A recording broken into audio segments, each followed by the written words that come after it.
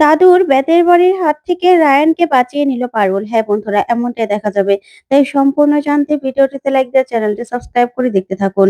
নতুন পর্বে দেখা যাবে পারুল সে আরজেকে বলে, আচ্ছা আমাকে গানটা শোনাতে পারবেন? তখনই সে আরজে মেঘা সে গানটা বের করতে থাকে। ওইদিকে রায়ান তখনই সে কানেক্ট এফএম এর ওখানে চলে আসে ওর বন্ধুর কাছে। আর সে বলে, ভাই কিছু একটা কর।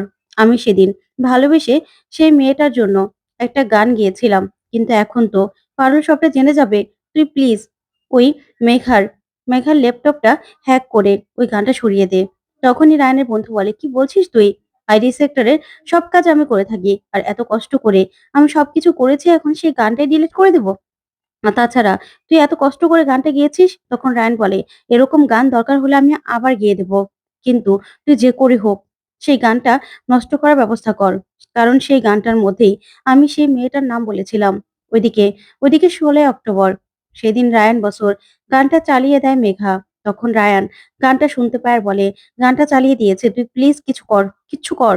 ওইদিকে পারুল গানটা শুনতে থাকে আর চোখ বেয়ে জল পড়তে থাকে। যখনই যখনই পারুল নামটা শুনবে, যখনই রায়ানের নামটা বলার সময় হয়, ঠিক তখনই রায়ানের বন্ধু সেই গানটাকে নষ্ট করে দেয়। তখন মেঘা দেখতে পায় যে ওর ল্যাপটপে আর কাজ করছে না। তখন মেঘা বলে, এটা কি হলো? গানটাই তো চলে গেল। এরকম তো কখনো হয় না। আসলে পারুল, তোমারই মনে হয় কপালটা খারাপ। এরকম কোনোদিনও হয় না, তবে আজকেই প্রথম হলো। ওইদিকে রায়ান খুশি হয়ে যায় আর মনে মনে বলে, যাক পারুল তো কিছু জানতে পারেনি, আর ওকে কোনোদিন জানতেও দেব না। এই বলেই রায়ান রায়ান নিজের বাইকের কাছে গেলেই তখনই পারুল সেখানে চলে আসে। আর রায়ান পারুলকে দেখে ভয় পেয়ে যায় আর বলে, পারুল তুই? তখন পারুল বলে, এখানে কেন এসেছিলি?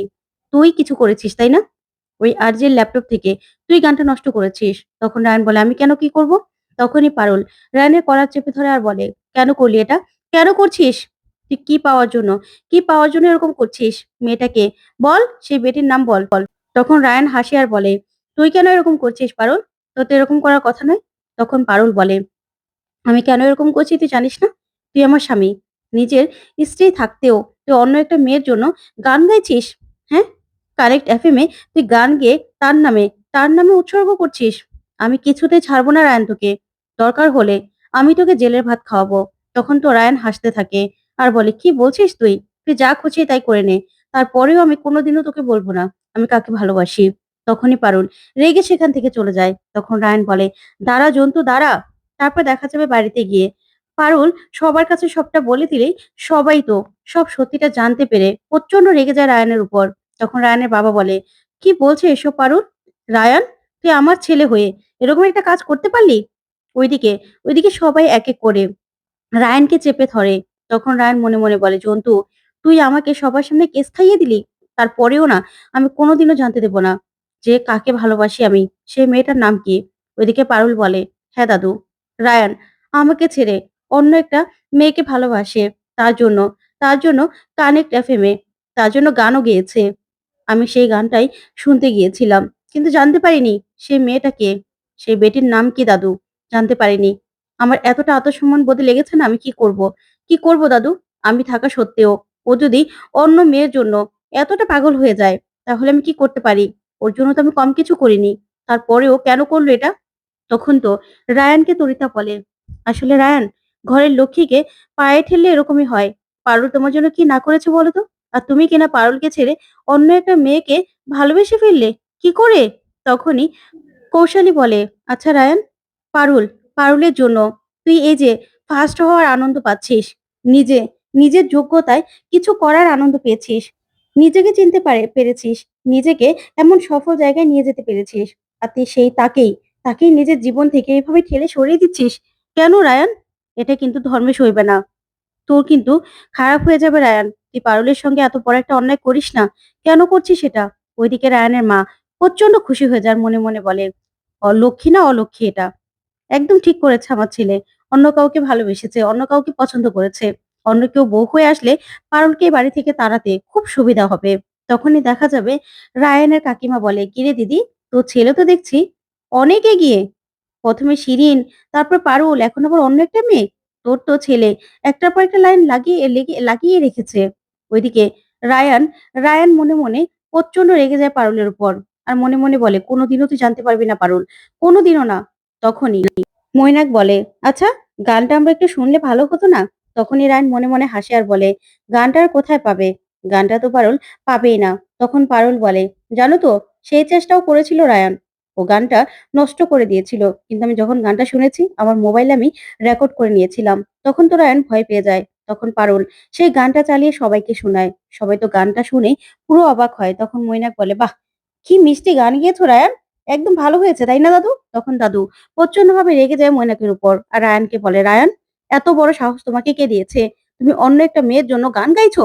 ঘরে বউ রেখে তুমি অন্য একটা মেয়ের পিছনে ঘুরছো? আমার তো লজ্জায় মাথা কাটা গেল।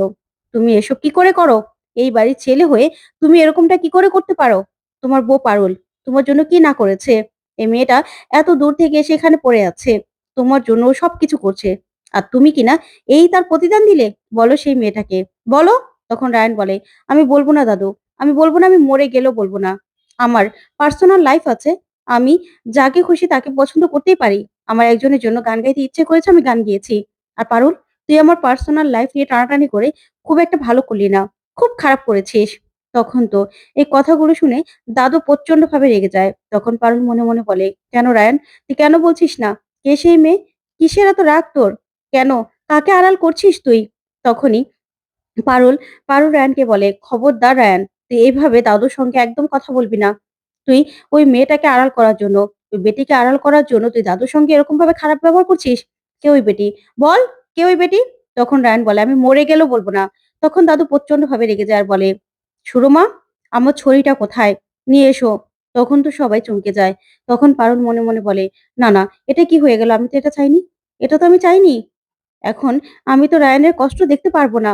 তখন ঠাম্মি ওরা সবাই আটকানোর চেষ্টা করে। কিন্তু ময়না এনে দাদুর হাতে ছুরিটা ধরিয়ে দেয়।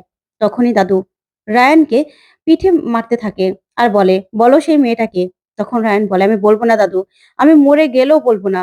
তখন তো পারুল কষ্ট সহ্য করতে পারে না। ওইদিকে দাদুকে সবাই বারণ করতে থাকে। কিন্তু দাদু কিছুতেই কারো কোনো কথা শোনে না। ইচ্ছে মতো ইচ্ছে মতো রায়ানকে মারতে থাকে। আর তখন রায়ান ব্যথায় চিৎকার করতে থাকে। ঠিক তখনই দাদু মারতে গেলে পিছনে এসে রায়ানকে ধরে ফেলে পারুল। আর নিজের পিঠেই সেই দাদুর ছুরির আঘাত লাগতে থাকে। তখন তো রায়ান এই কাণ্ড দেখে পারুলের দিকে তাকিয়ে থাকে আর বলে, "তুই তুই কেন ধরলি আমাকে?" তখন পারুল বলে, "দাদু, প্লিজ, আমি এটা চাইনি। আমি যে রায়ানের কষ্ট সহ্য করতে পারি না।" তখনই রায়ান পারুলের দিকে তাকিয়ে থাকে। তো বন্ধুরা, রায়ান কি পারবে পারুলের ভালোবাসার মান দিতে? তোমাদের কি মনে হয়? কমেন্ট